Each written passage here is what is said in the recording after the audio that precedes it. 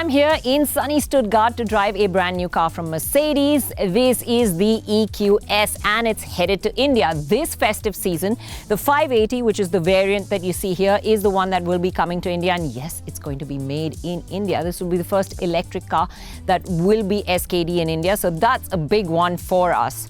But what you have to know is, unlike the EQC that was based off the C Class platform, this car is quite different. It is the relative of the S Class, but it's on a born electric platform. It is completely new. This car is built ground up to be an EV. So it's quite different from the S Class. What's it all about? What's that Hyperscreen like? How does it drive? What's the range? Well, I'm going to tell you all of that in this video and some more. So do remember to hit the subscribe button and give us a like when you're done watching. While the EQS is related to the S Class, the platform is different. It's an all-electric architecture which has given the designers a lot of freedom to change things. So right up front, of course, you see the blackened out glossy black area in place of where a grille would be, and there's a nice tri-star pattern on top of it. Of course, the big Mercedes logo in the middle. No air intake really needed, but there is a small air dam underneath. And what you see quite different from the S Class over here is the bonnet. It's much shorter now because you don't need that long bonnet because there's no internal combustion engine inside this. So it's a shorter bonnet, and the interesting part about it is that it is sealed off. So no, there isn't storage space inside over there. It's sealed off for aerodynamics. So even when you want to fill things like wiper washer fluid, you have to open out a little tray on the side. Now, the wheels, well, you get from 19-inch to 21-inch, and back home in India, we will probably get the 20-inch variant, but here I'm riding on 21-inch wheels. You see a nice aerodynamic design again in the alloys, and this is, of course, all for efficiency. And what's great about this car is that it has a record-breaking drag coefficient of 0.20. Overall, there are fewer joints, and the styling is what Mercedes calls one bow. The surfacing is also very clean, and even the door handles are tucked away. It's a fastback viewed from the side, and at the rear you have wraparound tail lamps that have an interesting coil-like LED element. And coming to the boot area, the tri-star is used to open up the boot, which is now a hatch. So the whole tailgate kind of opens up, and that's different from the Mercedes. So much easier to load your luggage in here. It's quite a large space. It's a little narrow, but it is pretty deep. In fact, can get even deeper. And I'm going to get in this way for a change and show you what you can do. I'm going to flip these seats down. You can actually open up masses of space. I can lie down and have a cool nap in there. Let me show you. Yeah, this is massive. The EQS also comes with rear axle steering, so parking and taking U-turns and of course cornering with this massive car is just easy. The standard steering angle is 4.5 degrees, but with extra money you can buy another 5.5 degrees of steering angle, making it a whopping 10 that you can get. Dimension-wise, it's slightly smaller than the S Class on every parameter but the height. This one is taller.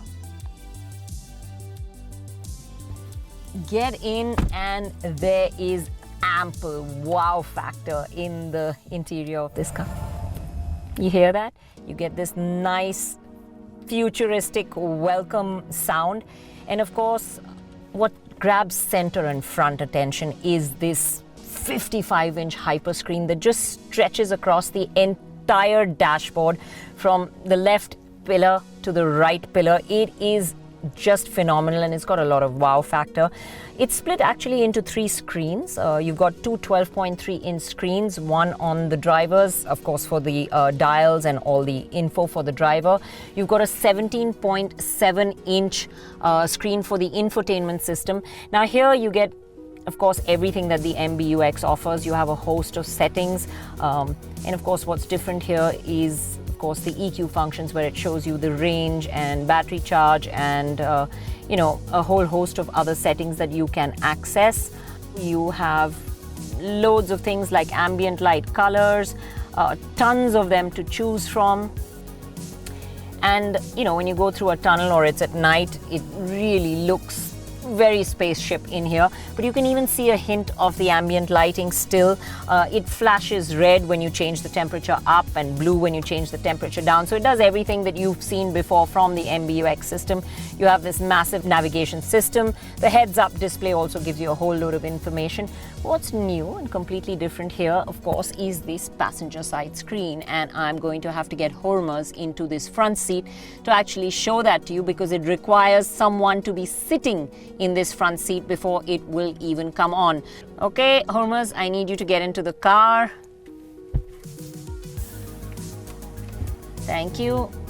And as you can see, he has practically every function that I can access on the infotainment screen right there.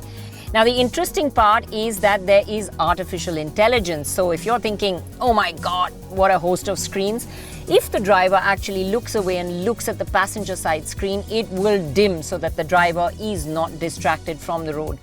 That happens if there's a moving image on the passenger screen. Mercedes have also called this MBUX system the zero-layer concept, where the AI takes it a step further. 350 sensors of various types are used as sensory organs in all parts of the car. They measure distances, speeds and accelerations, lighting conditions, precipitation, temperature, seat occupancy, as well as the driver's eyelid movement or the passenger's language. This wealth of information is processed by control units. So it's the brain, so to speak. Even the navigation system has been advanced, so your route is actually not calculated just as the shortest distance, but temperature, topography, occupancy, traffic, charging points on the way are all taken into consideration while charting out your route. It even recommends an energizing package if it feels you are sleepy. The MBUX system also proactively selects the right functions and keeps them always on the top of the screen in the driver's field of vision, which is why it's called zero layer. And coming back to the quality of this car, I mean, everything feels, of course, super luxury. Whether you talk about the glossy black finishes, whether you talk about the leather, the satin chrome that you get around this car, these big rotary vents, it all looks very nice. And this screen itself, it's kind of floating. It's got this aluminum frame and leather backed, and it's got the ambient light that comes out from underneath it. Even the door panels have that floating texture. So does the roof panel for all the controls over here. So it has that very floating feel that we've seen before from Mercedes, and it all looks very classy, very rich. You've got this striped wood finish that's on the central console. It looks like open pore wood. And of course, you have loads of storage spaces. Cup holders right here. You have a wireless charging pad. You have your USB-C ports up front here. You have a deep bin with another wireless charging pad and more USB-C ports over here as well. You have pockets in the doors. You have the glove box, which is fairly large as well. What's really different, because you don't have a transmission tunnel, is this big storage space that you have underneath here. And women like me are going to love it because it's the best place for your handbag. Now, like all the new Mercedes, everything practically in this cabin works on touch, whether it's the AC controls, and they work extremely well. They're very easy, but you know me. And if you watch my show, you'll definitely know that I'm one for manual buttons, because I feel that they don't make you take your eye off the road as much as touch functions do. Even the seats are the new, capacitive functions where they don't really move, so you don't get the feeling of the seat moving. But yeah, everything works really well. Steering wheel functions, still a bit fidgety for me, to access everything. Sometimes things need a swipe or two, but you can pull up a host of menus on your dials. That 12.3-inch digital dial is crisp, it's clear. Even here on the screen, resolution of everything like the cameras and the graphics, it's all fantastic quality. Even the sunroof, that's also on a slider and it's touch. Yeah, so slide your finger back. Yeah, as you can see, it's requires one or two goes to get it really going. But then it opens up this massive panoramic sunroof. Okay, so after showing you around so much of this car, I'm a bit tired now. So I'm going to kick back and relax with some Zen comfort, which this car offers. Hey, Mercedes. How may I help you? Can you get the massage function on my seat on and give me energizing comfort sea breeze? I'm switching on the massage for you.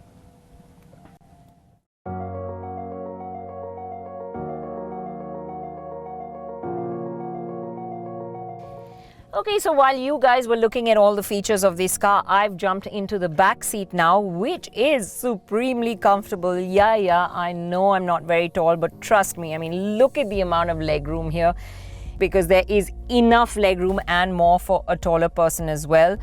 I can recline my seat and get more comfortable, stretch my feet out right in front of the seat.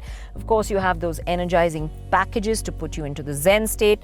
I have my tablet over here. I have the AC controls over here as well, which are dual zone in the central armrest. I have the touchpad, which offers me another whole host of controls as well, which I can take off and use as a tablet.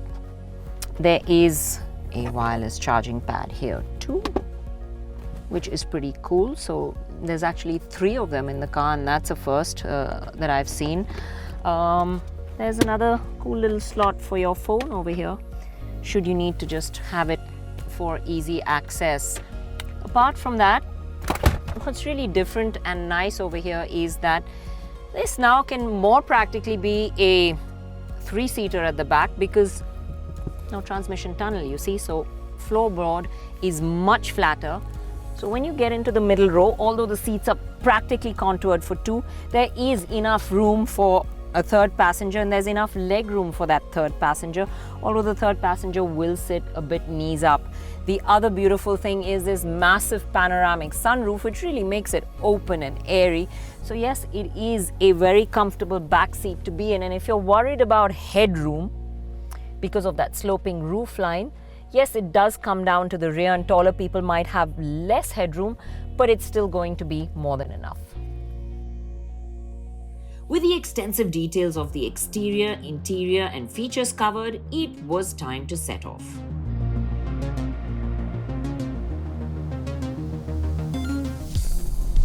Okay, so behind the wheel of the EQS and behind a very high binnacle, I've had to raise my seat right up to the limit at the top because I'm pretty short. So for me to get to see behind that binnacle is a bit tough. It still feels quite high even with my seat in the highest position. So you get this kind of low to the ground feeling from behind the wheel. Besides that, it's like driving in this bubble of silence, just floating along, extreme calm. The only thing that you can really hear is the AC when you turn the fan up. Insulation levels are really fabulous, and personally I love an EV for what it is, a silent cocoon. But for those that like audio, there are some really sci-fi options you can channel through the music system. I've got something called Silver Wave. Sounds pretty futuristic. And this Vivid Flux, that sounds a little bit more guttural, but it's also quite synthetic.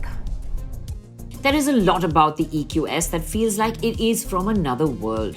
That Hyperscreen takes on a whole new look when it's dark. And now that I'm going through the tunnel, you can actually see, what the effect is like at night. And oh my gosh, this ambient lighting, it just looks like something far out of the future. And there are an insane number of ambient lighting combinations to choose from, one for every mood. There's a lot of cool and wow features to keep you enthralled, and it's like walking into a gaming arcade, hundreds of screens all over the place vying for your attention, as I discovered while navigating myself into the countryside around Stuttgart. And every time you have to change direction, it actually comes up with a live feed from the camera on your navigation up on the infotainment screen. So actually finding your way is pretty easy. It's quite a neat feature. The EQS is powered by a 107.8 kWh battery that powers the 2 motors on this EQS 580. The combined output is 523 HP and 855 Nm of torque. The company claims 0 to 100 is 4.3 seconds, and you can definitely feel that on the road. And acceleration, I'm going to try and see if I get a little bit of an empty patch, because we've got a decent speed limit here on this road right now.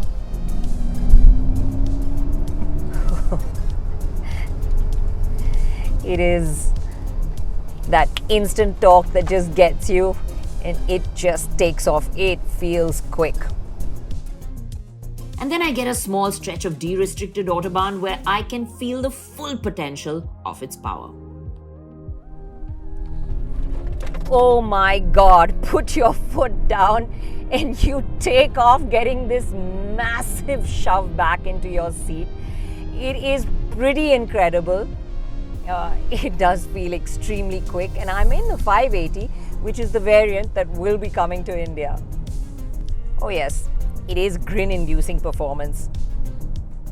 The 580 with its twin motors is an all-wheel drive, and an interesting number is the 10,000 times per minute that the momentum delivered to the wheels is checked, with the power being continuously distributed where it's needed most. Now I'm on a nice winding section of road, and we're keeping a pretty reasonable clip. You know, that low center of gravity with the batteries being in the floor does help. You don't realize you're driving a 5.2 meter long car. It really doesn't feel like that around the corners, but yeah, you do feel the weight. While you do realize it's 2.5 tons you're pulling around corners, Mercedes have done a brilliant job with the steering, which without being heavy gives you a great amount of confidence hauling it in corners. Changes of direction happen in a manner more composed than you expect, and it's more agile than you think it could be. Now you're probably wondering why I'm going on about speed and cornering when this is an EV. Most people would drive it with care caused by range anxiety. Well, that's one of the things with the EQS you won't really have to worry about. It offers up to 770 kilometers of range, and sources say the Indian test figures are already throwing up around 750 kilometers. Yes, that would make it the car with the longest range in the Indian market. In the real world, where we have 90% charge at the moment, it's showing me 439 kilometers of range. And that's still a very reasonable amount of range. Let's not forget that I had really been gunning it on the autobahn and pushing it on the winding roads. Now, if you drive a little bit more carefully and coast and use the regen, you would probably do a whole lot better than me and get about 570 to 600 kilometers of range. And there are 3 modes of regen. So, come down and it literally becomes single pedal driving. If I lift my foot off, it's literally going to bring me to a standstill. So, yeah, in the strongest of modes, it's single pedal driving. If you want to bring the car to a full standstill, you do have to switch off the creep function from the menu. Without that, it slows you down to crawling speeds. The mid-level is the one I use most, which lets you drive as you would in a normal car but still recoups while braking. And the lightest mode is probably best used when you want to coast. After enjoying my time behind the wheel, it was time to hand it over to Hormuz and hop into the back seat. Now, when I can do that at the back of a car, then you know the ride quality is extremely good. I've been on my phone for a while. We've been on winding sections of road, and honestly, I'm still so comfortable. And that's just it, you know. The back of the EQS is supreme luxury. You can go about your business in extreme comfort while the driver just chauffeurs you along, and you just float on this pillowy, soft cushion of a ride. The composed setup of the EQS also translates into comfort for the backseat passengers. Here too, the advanced intelligence systems work to plan ahead for the most comfy ride. The air suspension is pre-prepared for bumps and potholes, which are already recorded into your nav system from previous journeys. The system also communicates with other cars, and that data is shared to ensure you're always set up for the best ride, or that the suspension is raised for an upcoming speed breaker. The EQS can be charged with up to 200 kilowatt at a fast charging station with direct current, and you can get power for another 300 kilometers in just 15 minutes. At home or at public charging stations, the EQS can be conveniently charged with up to 22 kilowatt AC chargers using the onboard charger. The EQS has loads of wow factor, the supreme comfort and rich luxury that Mercedes offers, performance and range too. I can see Indian customers queuing up for this one.